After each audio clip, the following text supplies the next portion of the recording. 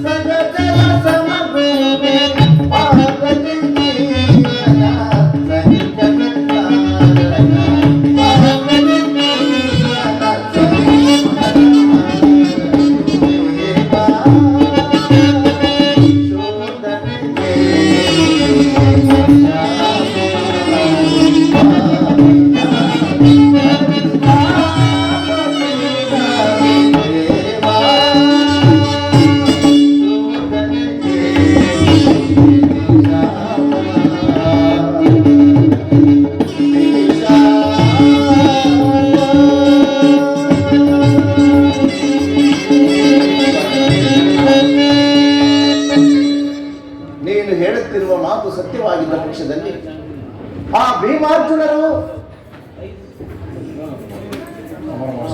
ಪರಮಾತ್ಮ ಸಮರ ಮಹೋತ್ಸವದಲ್ಲಿ ಉತ್ಸಾಹಭರಿತನಾದ ನನಗೆ ಇಂತಹ ಉಭಯ ಸಂಕಟವನ್ನು ತಂದೊಡ್ಡ ಬೇಡ. ನನ್ನ ಮಾತನ್ನು ಸತ್ಯವೆಂದು ನಂಬು. ಸತ್ಯವೆಂದು ನಂಬಲು ಸಹಜವಾದ ಆಧಾರಗಳೇನಿವೆ ದೇವ? ಏಕಿಲ್ಲ ಕರ್ಣ. ನಿನ್ನ ತಾಯಿಯಾದ ಕುಂತಿದೇವಿಯು ತಾನು ಕನ್ನಿಕಾವಸ್ಥೆಯಲ್ಲಿದ್ದಾಗ ದೂರ್ವಾಸ ಮಹಾಮುನಿಗಳಿಂದ 5 ಮಂತ್ರಗಳು ಪಡೆದು ಆ ಮಂತ್ರಗಳು ಫಲಿಸುವುದು ಇಲ್ಲವೋ ಎಂದು ಹೇಳಿ ಮೊದಲನೇದಾದ ಸೂರ್ಯ ಮಂತ್ರವನ್ನು ಜಪಿಸಲು ಆಗ ನೀನು ಜನಿಸಿದೆ. ಲೋಕಾಪವಾದ ಹೆದರಿ ನಿನ್ನನ್ನು ಗಂಗಾನದಲ್ಲಿ ತೇಲಿಬಿಟ್ಟಳು.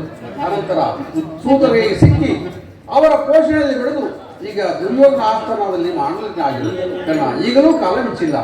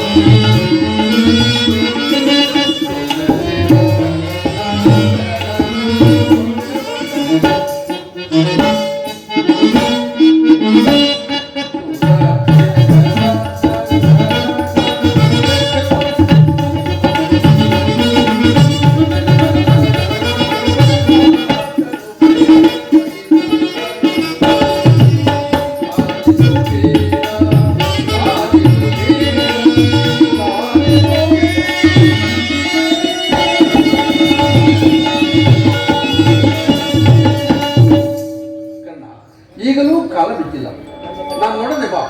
ಪಾಂಡವರನ್ನು ಕೌರವರನ್ನು ನಿನ್ನ ಪಾದದ ಮೇಲೆ ಕೆಳಗುವನು. ಅವರಿಂದಲೂ ಸ್ವಾತಂತ್ರ್ಯರಾದರೆಂದು ಒಳ್ಳೆಸುತ್ತಾ ರತ್ನ ಸಿಂಹಾಸನದ ಮೇಲೆ ಕುಳಿತು ರಾಜ್ಯಭಾರ ಮಾಡುವಂತೆ ಕರ್ಣ. ಬರೋಣ. ಪಾಂಡವರು ನನ್ನ ಸಹೋದರಾಗಿದ್ದ ಪಕ್ಷದಲ್ಲಿ ಆ ಭೀಮಾರ್ಜುನರು ನನ್ನನ್ನು ನೋಡಿದಾಗಲೆಲ್ಲ ಸೂತ ನೀಚ ಹೀನಕುಲದ ಒಂದು ಯಶಸ್ಸು ಅವರಿಗೆ ನಾನಿಂಥವನ್ನೆಂಬ ವಿಚಾರ ತಿಳಿಯದೇ ದೇವ. ಕರ್ಣ, ನಿನ್ನ ವಿಚಾರವು ನಿನ್ನ ತಾಯಿಗೂ ಪಾಂಡವರಿಗೂ ಇದುವರೆಗೂ ತಿಳಿಯದು. ನಿನ್ನ ತಾಯಿಯಾದ ಕುಂತಿದೇವಿ ಮಾತ್ರ ನಿನ್ನನ್ನು ಕಂಡಾಗಲೆಲ್ಲ ದೇವ, ಈ ಕರ್ಣನಾರು ಇವನನ್ನು ನೋಡಿದರೆ ಬರುಕು ಉಂಟಾಗುವುದಲ್ಲ ಎಂದು ಹೇಳುತ್ತಿದ್ದರು. ಇದೀಗ ತಾನೇ ನಿನ್ನ ವಿಚಾರವೆಲ್ಲವನ್ನೂ ಆಕೆಗೆ ತಿಳಿದು ಬಂದೆವು. ಆಕೆಯು ನಿನ್ನನ್ನು ನೋಡಲು ಬಹಳ ಸಂಭ್ರಮದಿಂದ ಗಂಗಾಚರಿಗೆ ಬರುವುದು. ಆಕೆಯ ಮನಸ್ಸನ್ನು ನೋಯಿಸಬೇಡ. ಆಕೆಯ ಮನಸ್ಸನ್ನು ಸಂತೋಷಪಡಿಸಿ ಕಳುಹಿಸಿಕೊಡು. ಕರ್ಣ, ನಾನು ಒಂದು ಹೇಳಿ ಆಯಿತು. ನಾನಿನ್ನು ಹೊರಡದೆ ಹಾಗೂ ಸುದ್ದಿ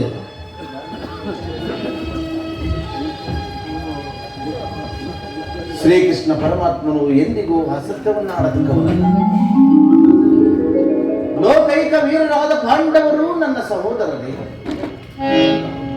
ಧರ್ಮವೇ ತನ್ನ ಉಸಿರೆಂದು ನಂಬಿರುವ ಧರ್ಮರಾಯ ನನ್ನ ಸಹೋದರನೇ. 1000 ಆನೆಗಳ ಬಲವುಳ್ಳ ರುದ್ರಾಂಶ ಸಂಭೂನಾದ ಭೀಮಸೇನನು ನನ್ನ ಸಹೋದರ. ತೇಜೋಮಯ ಮೂರ್ತಿಗಳಾದ ನಕುಲ ಸಹದೇವರು ನನ್ನ ಪುಟ್ಟ ತಮ್ಮಂದಿರೇ.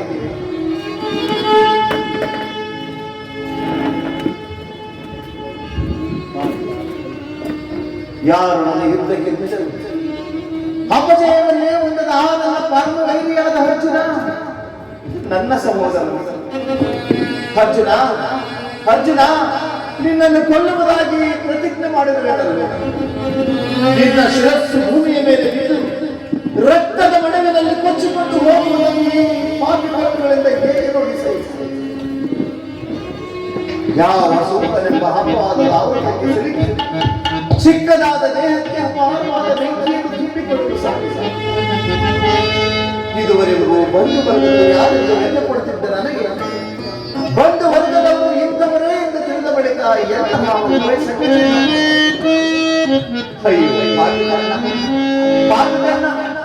ಪಾಂಡವರಾದ ನೀನು ಪಾಂಡವರನ್ನೇ ಕೊಲ್ಲಲು ಹೊಂದಿರುವೆ.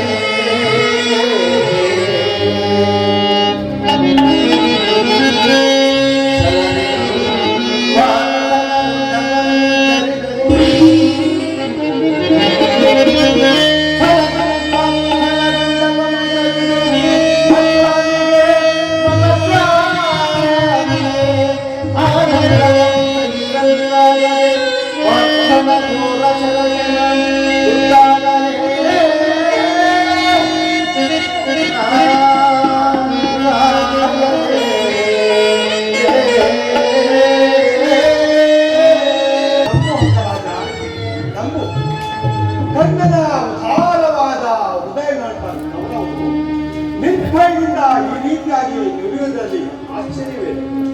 ದುರ್ಯೋಧನಲ್ಲಿ ನಿನಗಿರುವ ಸ್ನೇಹ ಮತ್ತು ರಾಜಭಕ್ತಿಯ ವಿಚಾರವಾಗಿ ನಿನ್ನಲ್ಲಿ ವಾಚಿಸಿದರಾದರೂ ಸಹ ಅವರು ದುರ್ಯೋಧನಾದರೂ ಇದೆಲ್ಲವನ್ನು ಕೇಳಿದರೂ ಸಹ ಕೇಳದವರಂತೆ. ಕರ್ಣ, ನಿನ್ನನ್ನು ನೋಡಿದರೆ ನನಗೆ ಎಷ್ಟೊಂದು ದುಃಖ ಆಗುತ್ತದೆ. ರಾಜ್ಯಸಭೆಯಲ್ಲಿ ಏನು ನಡೆಯಿತು? ಮರೆ ಮಾತಿಗೆ ತಿಳಿದುಕೊಡ್ತೀನಿ. ನೀನು ರಥವನ್ನೇ ಎಷ್ಟು ನೋಡದೆ ಹೋದೆಯಷ್ಟೇ. ಆ ವಿಚಾರವನ್ನು ಭೀಷ್ಮನು ದುರ್ಯೋಧನಿಗೆ ನೀನು ವಶನಾದಿಯೋ ಏನೋ ಎಂದು ಆ ದುರ್ಯೋಧನ ಸಂದೇಹ. ಏನು ದುರ್ಯೋಧನ ಸಂದೇಶವೇ? ಕುರುಪಿದ ಭೀಷ್ಮರು ಏನು ತಿಳಿಸಿದರು? ಆ ದುರ್ವಾರ್ತೆಯನ್ನು ನಾನು ತಿಳಿಯಲಾರೆ. ಆದರೆ ಯತ್ನವಿಲ್ಲ. ಸೋತ ಕುಲದಲ್ಲಿ ಬಂದ ನೀತನಿಗೆ ಸ್ವಾಮಿವಷ್ಟೇ ಎದೆಯೋ ಎಂದು ಎನಿಸಿದರು ಕರ್ಣ. ಸೂತ ಕುಲದಲ್ಲಿ ಹುಟ್ಟಿದವರು ಸ್ವಾಮಿ ಭಕ್ತರಾಗಬಾರದೆ? ನಾನು ಇದನ್ನು ನಂಬಲಾರೆ. ದುರ್ಯೋಧನ ನಿನ್ನ ಅವ್ಯದ ಸ್ನೇಹವನ್ನು ನಿರಾಕರಿಸಿದ ಪ್ರತೀಕಾರ ನಿನ್ನ ಕೈಯಲ್ಲೇ ಇದೆ. ಭೀಷ್ಮರ ಯುದ್ಧದಲ್ಲಿ ಪರಾಜಿತನಾಗಲು ನೀನು ಅಸ್ತ್ರಧಾರಣೆಯನ್ನು ಮಾಡುವುದೆಂದು ಈಗಲೇ ತಿಳಿದಿದ್ದೇನು ಮಾಡು. ಆಗ ಭೀಷ್ಮರು ತಿಳಿಯುವರು, ಕೌರವರು ತಿಳಿಯುವರು, ಎಲ್ಲರೂ ತಿಳಿಯುವರು ಈ ಕರ್ಣನ ಅಸ್ತ್ರ ಕೌಶಲ್ಯದ ಅಭಾವ ಎಂತಹ ಅನರ್ಥಕಾರಿ ಎಂಬುದು. ಎಲ್ಲರೂ ಯುದ್ಧದಲ್ಲಿ ನಿರತರಾಗಿದ್ದಾಗ ನಾನು ಕೈಕೊಟ್ಟಿ ಕುಳಿತುಕೊಳ್ಳಲೇ? ಏನು ಉಪಾಯವಿಲ್ಲ ಎಂಬುದಾಗಿಲ್ಲ. ಸ್ವಪಕ್ಷ ಪಕ್ಷದ ಅಪಮಾನಿತರಾಗುವ ಇಚ್ಛೆ ಮೇಲೆ ಅಸ್ತ್ರಧಾರಣೆಯನ್ನು ಮಾಡಿ. ಏಕೆಂದರೆ ಯುದ್ಧರಂಗದಲ್ಲಿ ಭೀಷ್ಮ ದ್ರೋಣಾದಿಗಳು ನಿನಗೆ ಅದಕ್ಕಿಂತಲೂ ಹೆಚ್ಚಿನ ಪ್ರಮಾಣದಲ್ಲಿ ಅಪಾಸ್ಯ ಮಾಡಲು ಯೋಚಿಸುವಂತಿದೆ. ಗುರುಜನರ ಮೇಲಿನ ಭಕ್ತಿಯಿಂದಾಗಿ ಈ ವಿಚಾರದಲ್ಲಿ ದುರ್ಯೋಧನು ತಟಸ್ಥಾನವನ್ನು ವಹಿಸುವುದು. ಆದ್ದರಿಂದ ನಿಧಾನವಾಗಿ ಯೋಚಿಸಿಕೊಂಡು ದುರ್ಯೋಧನಲ್ಲಿ ಇಂತಹ ಪರಿವರ್ತನೆಯಾದ ಮೇಲೆ ನಾನು ಯಾರಿಗೋಸ್ಕರ ಯುದ್ಧ ಮಾಡಲಿ? ನಾನು ಅಸ್ತ್ರಧಾರಣ ಮಾಡುವುದಿಲ್ಲ, ಇದೆನ್ನ ಶಪಥ.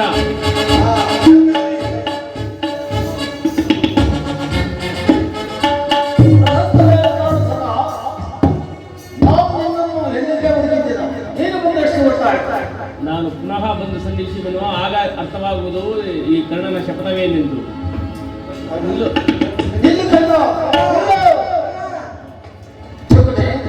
ಇದೇನು ಕರ್ಣನ ರೀತಿಯ ಮೇಲೆ ಆಗಿರುವುದಲ್ಲ.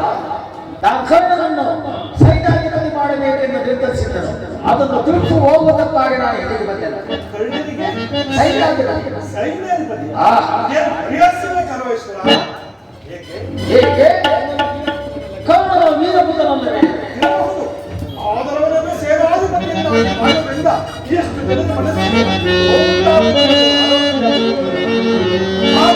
ವಿಜಯನಾದ ಭೀಷ್ಮ, ಆಶ್ಚರ್ಯನಾದ ದ್ರೋಣ, ಶಲ್ಯ, ಕೃತವರ್ಮ ಇವರೇ ಮುಂತಾದ ಉತ್ತಮವಾದ ಮಹಾರಥಿಗಳನ್ನು ಆ ಸೂತ ಕುಲದಲ್ಲಿ ಹುಟ್ಟ ಕರ್ಣನಿಗೆ ಸೇನಾಧಿಪತಿ ಕುಲ ಮರ್ಯಾದೆಯನ್ನು ಧಿಕ್ಕರಿಸುವುದರಿಂದ ನಿಜವಾಗಿಯೂ ಅನರ್ಥವಾಗಲೆಂಬುದನ್ನು ಮರೆಯಬೇಡ. ಅಲ್ಲದೆ ಭೀಷ್ಮ ದ್ರೋಣಾದಿಗಳು ಅಂತರಂಗದಲ್ಲಿ ಪಾಂಡವ ಪಕ್ಷಪಾತಿಗಳು. ಒಂದು ವೇಳೆ ಅವರೇನಾದರೂ ಅಸಮಾಧಾನದಲ್ಲಿ ಇದನ್ನು ತ್ಯಜಿಸಲು ಕೂಡ ಅವರು ಇದ್ದೇನೆಲ್ಲಾದರು. ಅಲ್ಲದೆ ಭೀಷ್ಮನು ಯುದ್ಧರಂಗದಲ್ಲಿ ಪರಾಜಿತನಾಗುವುದು ಕರ್ಣನು ತಾನು ಅಸ್ತ್ರಧಾರಣೆಯನ್ನು ಮಾಡುವುದೆಂದು ಈಗ ತಾನೇ ಶಪಥವನ್ನು ಮಾಡಿ ಹೊರಟಿರುವನು. ಯುದ್ಧರಂಗದಲ್ಲಿ ಆ ಶಪಥವನ್ನು ಮೀರಿ ಕರ್ಣನು ಆ ಕಾರ್ಯವನ್ನು ನಿರ್ವಹಿಸುವಂತಿಲ್ಲ. ಆಗ ಭೀಷ್ಮ ದ್ರೋಣಾದಿಗಳು ಒಪ್ಪಗೊಳ್ಳುವರು. ಆದ್ದರಿಂದ ನಿಧಾನವಾಗಿ ಯೋಚಿಸಿ ನೋಡುವುದು ದುರ್ಯೋಧನ. ಈಗ ಏನು ಮಾಡುವುದು ಮಾವ? ಮಾಡುವುದೇನಯ್ಯ, ಯುದ್ಧವು ಸನ್ನಿಹಿತವಾಗಿದೆ. ಹೇಗೆ ಹೋಗಿ ಕುರುಪಿತ ಮಗನಾದ ಭೀಷ್ಮನನ್ನು ನೋಡಿ ಸೇನಾಧಿಪತ್ಯವನ್ನು ಅಂಗೀಕರಿಸುವಂತೆ ನಡೆ.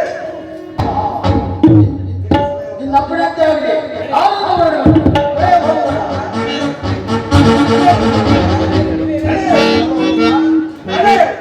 ನೀನು ನನ್ನ ಸಲಹೆಯನ್ನೇ ಕೇಳುತ್ತಿರೋ?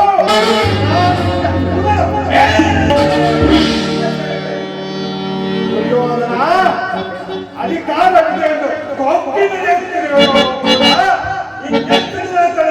ಈಗಿನ ಅಧಿಕಾರ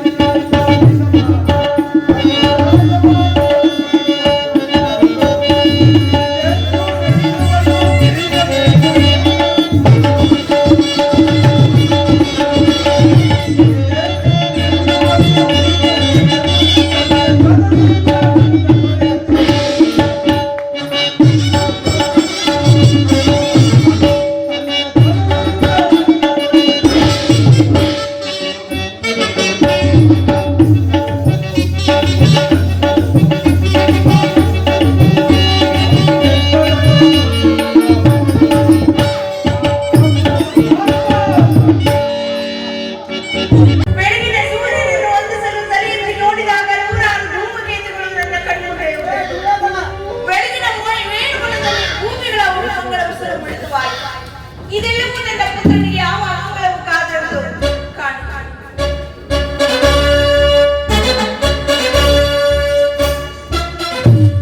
ಯಾರು ನನ್ನನ್ನು ಕರೆಸಿದವರು?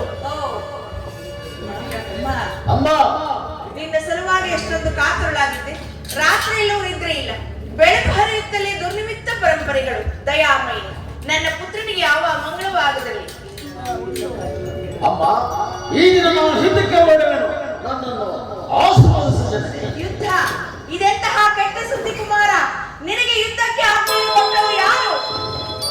ಅಮ್ಮ, ಪಾಂಡವರು ಪಾಂಡವರು ಪಾಂಡವರು ಪಾಂಡವರು ಮಾತನಾಡುತ್ತಿರುವುದೇನು? ಈ ನನ್ನ ಭೋಗಗಳಲ್ಲಿ ಸತ್ಯ ಇರುವರಿಗೂ ಯಾವ ಹೇಳುವುದಿಲ್ಲ. ಕುರುಕ್ಷೇತ್ರದಲ್ಲಿ ನಮ್ಮ ಸಮಾನ ಸಮ್ಮಿಳಿತವಾಗಿರುವುದು ನಿನಗೆ ತಿಳಿದಿರಬೇಕು. ಅದು ನಿನ್ನ ಡಾಂಬಿಕದ ಪ್ರದರ್ಶನದ ಪರಮಾವಧಿ ಎಂದು ಪಾಂಡವರನ್ನು ಎದುರಿಸಲು ಹೊಡೆದ ಆಟವೆಂದು ಭಾವಿಸಿದ್ದೆ. ಆದರೆ ಧರ್ಮ, ನೀತಿ, ಮನುಷ್ಯತ್ವಕ್ಕೆ ನಿಲಂಬನೆ ಕೊಟ್ಟು ನೀನೇ ಯುದ್ಧವನ್ನು ಪ್ರಾರಂಭಿಸಿರುವೆಂದು ಮಾತ್ರ ನಾನು ತಿಳಿದಿರಲಿಲ್ಲ. ಅಮ್ಮ, ಯುದ್ಧವು ಕ್ಷತ್ರಿಯ ಗಂಧಮ. ಯುದ್ಧವು ಮನುಷ್ಯನ ನಾಶ, ನೀತಿಯ ಪ್ರಳಯ, ಧರ್ಮದ ಮಹಾವಿಪ್ಲವ.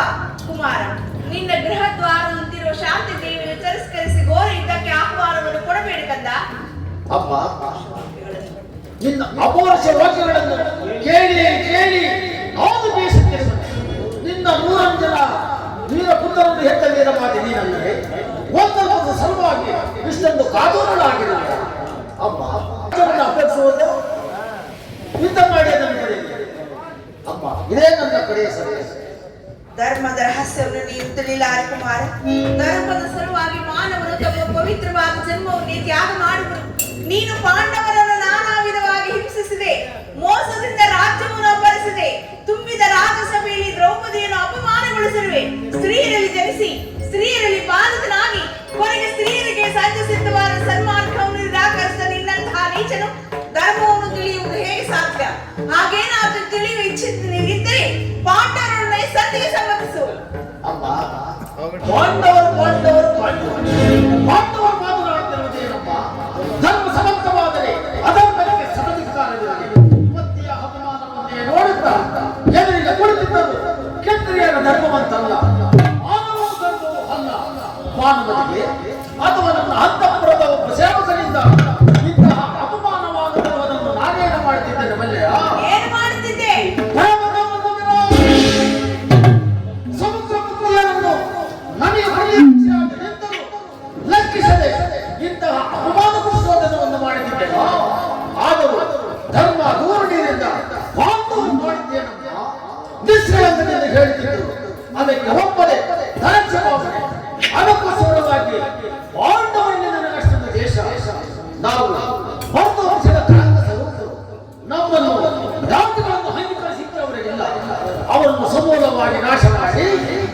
ಸಂತನು ದುಷ್ಯಂತನು ಮೊದಲು ನಮ್ಮ ಪೂರ್ವ ಜನ್ಮದ ಪುಣ್ಯ ಸ್ಥಿತಿಯನ್ನು ದಿಸಕ್ಕ ಕಾಲಕ್ಕೆ ಉದ್ಧಾರ ಮಾಡುವುದು ಜೀ ಹಿಂದದ ಅದರ ಸಲುವಾಗಿ ದೀಕ್ಷಾಪುಟ್ಟನಾಗಿರುವ ನನ್ನನ್ನು ಆರಿಸಿ ಚಿಂತಕ್ಕೆ ಅನುಮತಿಯನ್ನು ಕೊಡುತ್ತಾಳೆ. ನಿನ್ನ ಜ್ಞಾತಿ ಹಿಂಸೆಗೆ ನನ್ನ ಆಶೀರ್ವಾದಗಳು ಅಷ್ಟೊಂದು ಅಗತ್ಯವೆ ಇಲ್ಲ.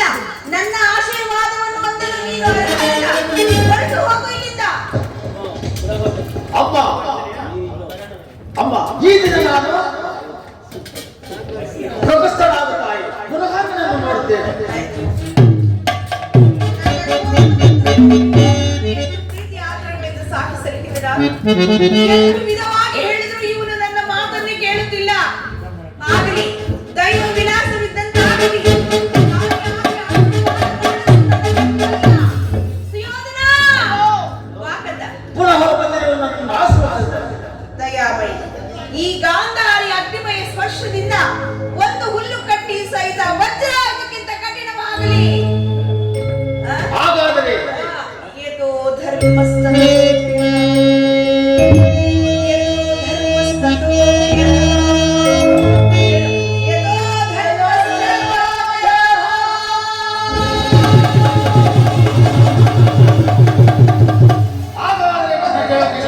ನಾನು ಸಾಮೂಹಿಕವಾಗಿ ನಾನು ಚಕ್ರಿಯನ್ನು ಎಂದುಕೊಂಡಿರುವುದಂತಿಲ್ಲ. ಧರ್ಮಸ್ಥತೋ ಜಯಃ.